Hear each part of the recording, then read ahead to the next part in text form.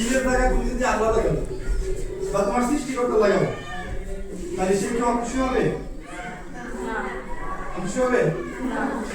তাহলে এই সেন্টেন্সটা আমরা প্রথমে কাকে ইউজ করব?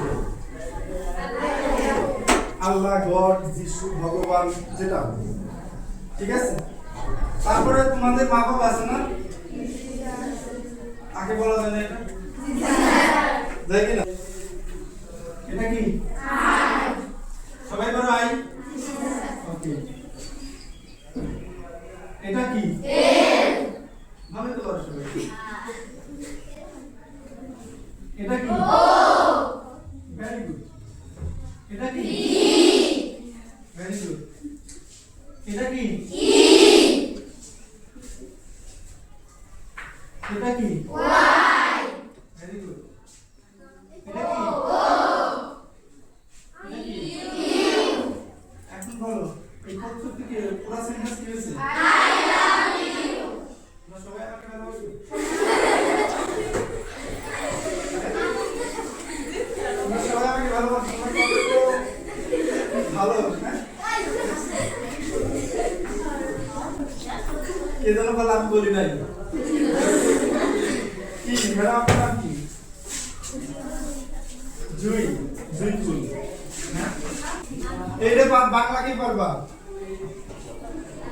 এই কিসের নাম তো দাও দাও বলো, এটা বাংলা কি?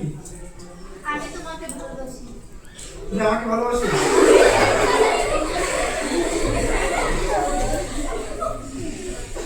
সত্যি তো? কি বলো, আগে বলো সত্যি কিনা? একটা হাত তালি দাও তুমি। এটা ওর সাহস আছে, তোমাদের কারো সাহস নেই। কারণ কত সুন্দর করে বলছে যে আমি তোমাকে ভালোবাসি। তার মানে কি এখানে ইউ মানে বোঝাচ্ছে কি? আমাকে বোঝাচ্ছে কি? এখন এই আমি কি ওর কাছে এখন শিক্ষক? শিক্ষক না? ও আমাকে কি কিসের মতো ভালোবাসে? একজন শিক্ষকের মতো ভালোবাসে, অ্যাজ এ টিচার। মানে she love me as a teacher. সে আমাকে কি শিক্ষক হিসেবে ভালোবাসে। কি তুই ঠিক কি না? তুমি তো কইতা যা একদম হাত পা কাপড়ে শুরু করেছিলে, হ্যাঁ? দেখো একটু বসো। এই ইউটা অনেক কি হতে পারে? প্রথমত এট ফার্স্ট এই যে এই সেন্টেন্সটা বেশি বেশি প্র্যাকটিস কারা করো? কে কে করো? কয়বার দিনে কয়বার করো? কেউ করো এটা? বলো না তোমরা। তোমরা তো কেউ ছোট, এগুলা সম্পর্কে ভালো জ্ঞান নাই আছে না। যেগুলা কাকে বলতে হয়?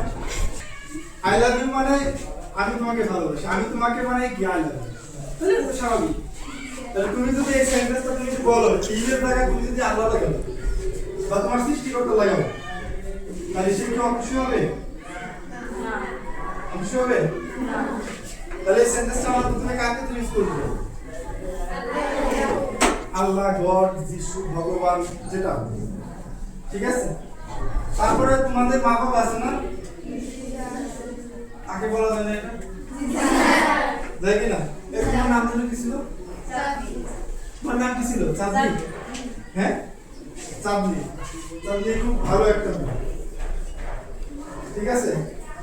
সে আমি ওর জন্য অবশ্যই দোয়া রাখতে দেব, ভালো কিছু করব, ঠিক আছে? বসো চাঁদনি। তাহলে আমরা প্রথমে সৃষ্টিকর্তাকে ভালোবাসতে পারি না? আমরা বলতে পারি আই লাভ ইউ আল্লাহ। আল্লাহ আমি তোমাকে ভালোবাসি।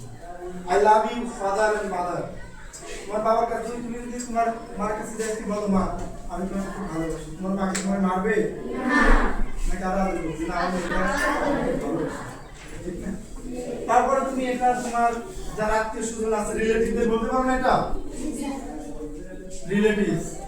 তারপরে আমরা যারা টিচার আছি তুমি তোমার টিচারকে এটা বলতে পারো, কিন্তু তুমি যে টিচারকে বলবা ওই টিচারের আবার সেই মন মানসিক থাকতে হবে এবং তোমাকে ওইভাবেই প্রেজেন্টেশন করতে হবে। তুমি যদি যাই সেরে সুন্দর একটা ফুল নিয়ে যায় আসলে যে টিচারের সামনে বলো স্যার আই লাভ ইউ, এটা না। বিষয়টা এরকম, মাইন্ড ফ্রেশ রাখতে হবে। তো যেমন স্যার আমাকে বললো যে হ্যাঁ স্যার আমি ভালোবাসি, তার মানে সে আমাকে টিচারের মতোই ভালোবাসে। তোমরা বাড়িতে কয় ঘন্টা থাকো? বাড়িতে কয় দিন থাকো? 4 ঘন্টা বাড়িতে। আর 8 ঘন্টা কোথায় থাকো? তাহলে দিনে তোমাদের 4 ঘন্টা দেখাশোনা করে মা বাবা, আর 8 ঘন্টা দেখাশোনা কে করে? তাহলে টিচার। তাহলে মা বাবার পরেও যদি কোনো গার্জিয়ান থাকে সেটা হচ্ছে টিচার। সবসময় মনে রাখবে, কারণ টিচাররা তোমাদের অনেক কেয়ার করে। এই যে তোমাদের অনেক সময় আছে না, এই এদিক এটা করা যাবে না, ওটা করা যাবে না, তোমার মা বাবা কিন্তু সেম তোমাদের আদর করে অনেক কিছু শেখাবে। তার মানে মা বাবার পরেও কিন্তু তোমাদের সম্মানের বা গুরুজন হচ্ছে একজন শিক্ষক। আর এই সেই শিক্ষককে তোমরা অবশ্যই ভালোবাসতে হবে। যে আগামীকাল বিদায় অনুষ্ঠান হবে না, দেখবে কত স্টুডেন্ট কান্না করবে। কেন কান্না করবে জানো? এই যে 5টা বছর এখানে ছিল, তাদের একটা স্মৃতি বিজড়িত হয়েছে কত টিচারদের সাথে, তাদের খুনসুটি পড়াশোনা এসব নিয়ে। ওরা ভাববে যে 5 বছর আমরা এখানে ছিলাম, আজকে চলে যাচ্ছি, এইভাবে ওদের খারাপ লাগে এবং ওরা কান্না করবে। এটাই স্বাভাবিক, ঠিক কিনা? তাহলে বুঝছো? তাহলে ভালোবাসা শিখছো? আমি শিখবা কি? পরে শুনো, পরে শিখা হবে না।